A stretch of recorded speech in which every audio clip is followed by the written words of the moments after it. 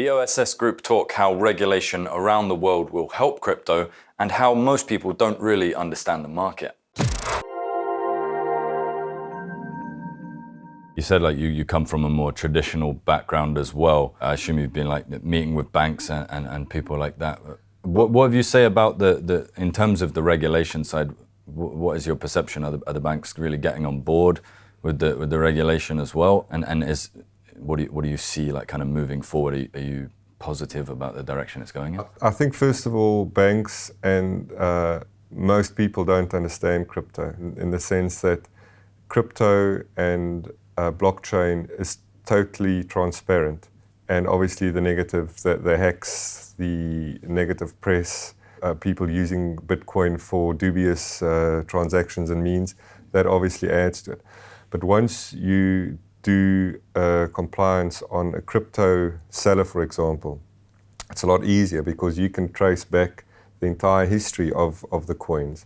And we use very not sophisticated software, but software that we pay for that does the whole analysis, and we can see when the coin was bought, where it was bought, which country, if it went through an exchange, etc.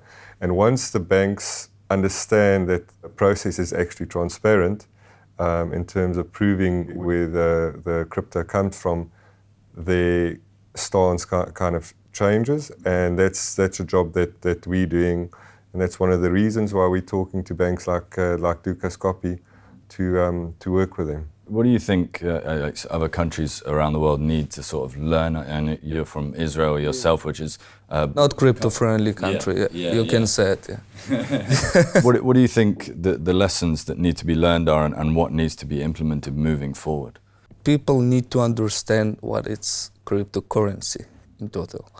And people need to understand that you can use cryptocurrency in the right way, not only in the wrong way. Like everybody think that it's something not normal, not legit, but it's something new that people need to accept, to learn, and to try to work with that. Countries that don't open to the idea to work with cryptocurrency, I suggest basically to learn this, try to live with that, because from my point of view, it's too big to be stopped. So they need to understand that you really have the way to check the coins, from where the coins, if the coins are legit, if the person that you handle is a normal person, that he can really buy the coins you can provide source of the coins. So you really have the ways to provide people to buy and use coins for, if it's trade, if it's different things. So only open the mind a little bit and give them to try to learn the cryptocurrency and understand all the system that behind this. I'll just want to add to that, and that's one thing where Switzerland is ahead of the curve in terms of their legislation, having a more open mind in terms of blockchain legislation and crypto legislation. And that's the advantage of being here at the moment, is we may be 18 months, 2 years ahead of the rest of the world before the other regulators catch up, because that will happen. And countries like England, the UK, we've seen also, they initially clamped down, but with Brexit coming, for example, they realize that you have to apply a risk or a model where the risk taken on by implementing legislation needs to match what they're doing, instead of just saying completely. No.